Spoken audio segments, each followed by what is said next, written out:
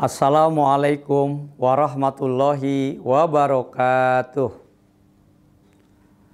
Keutamaan membaca Al-Quran di bulan Ramadan. Alhamdulillahirabbil alamin wa bihi nasta'inu ala umuri dunya waddin. Assalatu wassalamu ala asyrofil anbiya'i wal mursalin sayyidina Muhammadin wa ala alihi wa ashabihi ajmain. Qala rabbis shrah li sodri wa yassir li amri wahlul 'uqdatam min lisani yafqahu qawli. Puji serta syukur marilah kita panjatkan kehadirat Allah Subhanahu wa taala yang telah memberikan berbagai nikmat kepada kita sekalian, tentunya nikmat iman dan Islam, wabil khusus nikmat sehat, sehingga alhamdulillah di bulan yang mulia ini, bulan suci Ramadan, kita bisa melaksanakan berbagai macam ibadah. Mudah-mudahan ibadah kita diterima oleh Allah Subhanahu wa taala. Salawat beserta salam semoga tercurah kepada Nabi Agung akhir zaman, Muhammad sallallahu alaihi wasallam, pada keluarganya, sahabatnya, dan kita sekalian selaku umatnya. Hadirin yang berbahagia, tidak terasa bulan puasa telah tiba. Bulan yang sangat istimewa di antara bulan-bulan lainnya. Bulan yang penuh berkah, bulan yang penuh ampunan, bulan yang penuh dengan kemuliaan. Bulan di mana diturunkan Al-Quran. Hal ini sebagaimana berfirman-Nya Allah, Syahrul Ramadan alladzi unzila fihil Qur'an hudal linnasi wa bayyinatin minal huda wal furqan. Bulan Ramadan adalah bulan yang di dalamnya diturunkan Al-Quran sebagai petunjuk bagi manusia dan penjelasan-penjelasan mengenai petunjuk itu dan pembeda antara yang benar dan yang batil. Quran surat Al-Baqarah ayat 185. Di ayat yang lain Allah berfirman, Inna anjalnahu fil lailatul qadr. Sesungguhnya kami menurunkan Al-Quran pada malam kemuliaan atau Lailatul Qadr. Ayat 1. Dua ayat di atas seolah menunjukkan bahwa bulan Ramadan dan Al-Quran sangat erat sekali kaitannya. Maka tidak heran jika Nabi dan para sahabat ketika datang bulan Ramadan, mereka berlomba-lomba untuk intens berinteraksi dengan Al-Quran. Baik dengan membacanya, menghafalnya, maupun mentadaburi maknanya. Hadirin yang berbahagia, Al-Quran adalah kalam atau firman Allah yang diturunkan kepada Nabi Muhammad, yang membacanya merupakan suatu ibadah. Inilah yang membedakan antara Al-Quran dengan kitab-kitab terdahulu yang tidak bernilai pahala ketika membacanya. Perlu diketahui bahwa ibadah membaca Al-Quran itu pahalanya sungguh luar biasa sekali. Terlebih lagi pada bulan Ramadan. Kenapa demikian? Karena bulan Ramadan juga dikenal dengan bulan Iqra. Karena itulah diturunkan wahyu pertama Al-Quran yang membawa perintah membaca atau Iqra. Oleh sebab itu, Nabi Muhammad SAW selalu memperbanyak membaca Al-Quran di bulan ini. Dalam sebuah riwayat dijelaskan bahwa bulan Ramadan menjadi waktu rutinan Nabi Muhammad SAW untuk bertadarus Al-Quran kepada malaikat Jibril. Dalam hadis riwayat Ibnu Abbas dijelaskan, yang artinya Rasulullah SAW adalah manusia yang paling lembut, terutama pada bulan Ramadan ketika malaikat Jibril alaihissalam menemuinya, dan adalah Jibril mendatanginya setiap malam di bulan Ramadan, di mana Jibril mengajarkan Al-Quran. Sungguh Rasulullah SAW orang yang paling lembut daripada angin yang berhembus. HR Bukhari. Hadirin yang berbahagia, ada beberapa keutamaan bagi orang yang mau membaca Al-Quran. Yang pertama, mendapatkan pahala yang berlipat. Dari Abdullah bin Mas'ud, dia berkata, Rasulullah Shallallahu Alaihi Wasallam bersabda, barang siapa membaca satu huruf dari kitab Allah, maka dia mendapatkan satu kebaikan dengannya. Dan satu kebaikan itu dibalas 10 lipatnya.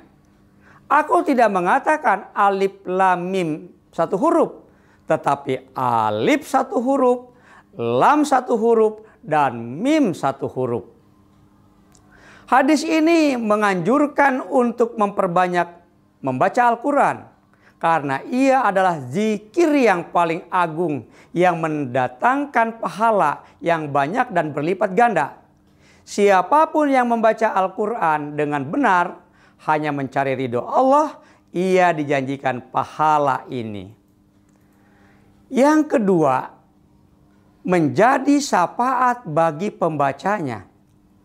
Dari Abu Umamah radhiyallahu an, ia berkata bahwa ia mendengar Rasulullah Shallallahu Alaihi Wasallam bersabda, bacalah Al-Quran karena pada hari kiamat itu akan datang sebagai syafaat untuk para pembacanya. Ketika hari kiamat nanti, Allah akan menjadikan Al-Quran sebagai pahala yang mendatangi orang yang membacanya. Maka dari itu marilah kita memperbanyak membaca Al-Quran, agar nanti di hari akhir kita dikenal oleh Al-Quran dan mendapatkan syafaatnya. Kemudian yang ketiga, diibaratkan seperti orang bersedekah. Dalam sebuah riwayat dari Uqbah bin Amir, Nabi bersabda, orang yang menjaharkan dengan suara keras bacaan Al-Quran seperti orang yang bersedekah terang-terangan. Dan orang yang menyembunyikan bacaan Al-Quran dengan suara lirih seperti orang yang bersedekah sembunyi-sembunyi. Kemudian yang keempat, mendapat rahmat dan ketenangan. Dalam hadis Abu Hurairah radhiyallahu an, Rasulullah Shallallahu Alaihi Wasallam bersabda, tidaklah suatu kaum berkumpul di salah satu rumah Allah membaca kitabullah dan saling mengajarkan satu dan lainnya, melainkan turun kepada mereka sakinah atau ketenangan, akan dinaungi rahmat, akan dikelilingi para malaikat, dan Allah akan menyebut-nyebut mereka di sisi makhluk yang dimuliakan di sisinya. Hadirin yang berbahagia, ada suatu kisah yang perlu kita renungi bersama. Umar bin Khattab adalah sosok yang dikenal keras sebelum memeluk cahaya Islam. Umar kerap melakukan konfrontasi dengan kaum muslimin. Bahkan suatu kali ia pernah berniat untuk membunuh Rasulullah. Umar tidak segan-segan menyiksa budak perempuan yang masuk Islam. Ia sosok yang disegani baik kawan maupun lawan. Namun perangai Umar yang keras tersebut tiba-tiba bisa berubah amat lembut. Umar tidak segan menangis berlama-lama. Ia paling merasa mengendus penderitaan orang lain. Bahkan ia dilembutkan hatinya untuk menerima Islam berkat satu hal, Al-Quran.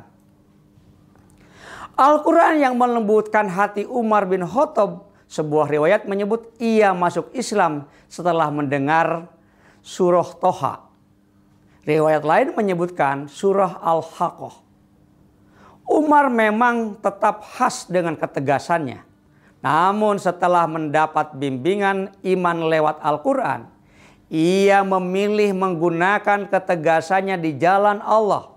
Maka ia tak segan hijrah secara terang-terangan, sembari membuat pengumuman nan menantang. Umar adalah sosok yang amat pandai dalam sastra.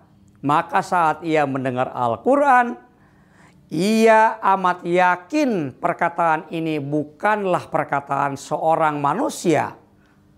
Al-Quran seolah membangkitkan Umar dari kematian. Al-Quran telah mengubah hidup Umar 180 derajat. Ia telah memiliki keberanian dan ketegasan sebagai sifatnya. Namun Allah karuniakan kelembutan hati yang amat dalam saat Umar bercengkrama dengan Al-Quran. Begitu seharusnya interaksi seseorang dengan Al-Quran. Hatinya menjadi lembut. Betapa banyak orang yang masuk Islam hanya karena mendengar Al-Quran. Benarlah jika Al-Quran dikatakan sebagai mukjizat. Meski kita mengerti apa arti bahasanya, ada ketenangan yang menyelinap saat kita mendengar bacaan Al-Quran. Karena salah satu rahasia Al-Quran adalah mampu menundukkan dan meluluhkan hati pendengarnya. Jika sahabat Umar yang punya tipikal keras dan kejam bisa berubah 180 derajat dengan cahaya Al-Quran, maka di momen Ramadan kali ini mari kita berusaha berinteraksi lebih intens dengan Al-Quran agar kita bisa meraih cahaya Al-Quran sehingga kita menjadi insan yang lebih baik, menjadi seperti sahabat Umar dan mendapatkan syafaat Al-Quran. Kemudian perlu kita ketahui tempat-tempat yang sering dibacakan Al-Quran punya satu rasa yang beda dengan tempat lain. Maka dari itu mari sering-seringlah baca Al-Quran terutama di rumah kita sehingga rumah kita akan menjadi barokah dan senantiasa diridhoi oleh Allah Subhanahu wa taala. Demikian yang dapat saya sampaikan, kurang lebihnya mohon maaf. Saya akhiri. Wassalamualaikum warahmatullahi wabarakatuh.